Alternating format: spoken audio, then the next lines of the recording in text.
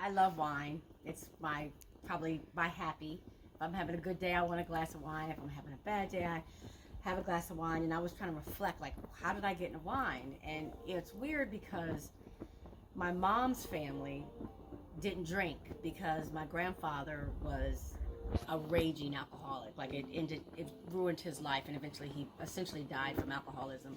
So his children, my mom, my aunts, my uncles, did not drink, but my mom didn't want me to have those fears and stuff around alcohol and wine, and so she was a French professor, and she lived in Paris a great part of her life. She was trying to get away from the way black people were treated, so she moved to Paris, and she sent me from when I was a teenager to go and try different wines. And so when I drink wine, it doesn't just to connect me to places I've traveled, it also connects me to her. So wine has always been this relationship that I have that just soothes me. And different wines can take me places. They tell stories. And so what I wanted to ask you guys is, what is your relationship with wine? Like, what would you say if someone said, what is your relationship with wine? What would you say, Dominique, your relationship with wine? Yeah, what got you into it? My relationship goes back pretty far from as a child. I think my parents were very much those parents that were like, we'll let you try things and we want to introduce you to things, whether it was food or wine or experiences. So we always had an opportunity to have a little taste. And I always laugh about that episode or that part in the Eve's Bayou, because my family's from Louisiana, and they're cleaning up, but they're sneaking wine as they clean up. And that was me and my older brother. We were like, let's take a sip.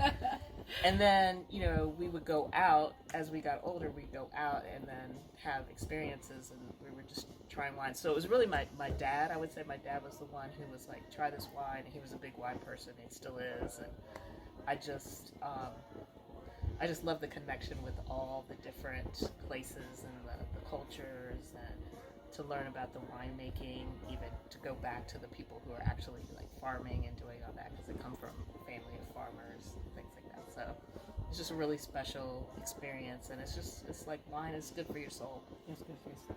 So you've dedicated your life to wine. And so what would you say your first, I'm sure maybe yours is more significant. Like, what was than mine? Some of us were sneaking Riunite from our aunt's glasses, but what was your first experience that made you say, yes, wine? My family were not real wine drinkers. My great-great-grandmother lived to be 104. Wow. She was the daughter of a slave, and she would drink a little bit of Mogan David to end her meal, with her meal at the end of the night.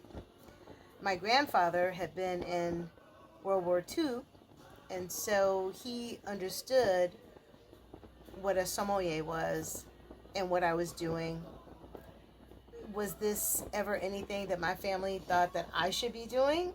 Within all the, education and all of that, and private school, everything?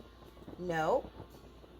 But while I was in school, I had a job in a French restaurant, and my first mentor was a black man who took me under his wing, who understood that I had a palate. I couldn't even drink yet. And I would sit there at the end of the night with everyone and have family meal, and there was wine on the table. I couldn't drink, but I could sit there and swirl the glass and smell. And I was talking about what I smelled in the glass, and he realized that I had a palate, and that is how all of this came to be. I didn't know this is what I was going to do. I was in a pre-law program at a university with a full ride. And by my junior year, I was just like, don't really want to do this, not really feeling it. I've always been an artist. I was spending more time painting and in the art gallery painting. And I came to San Francisco, and the whole thing started all over again. And that's what happened. And so here I am. But for me, when I taste wine, period, whether I'm tasting it for myself or academically to write down the notes and all of that, I am taken back to that time and place when I read those notes again.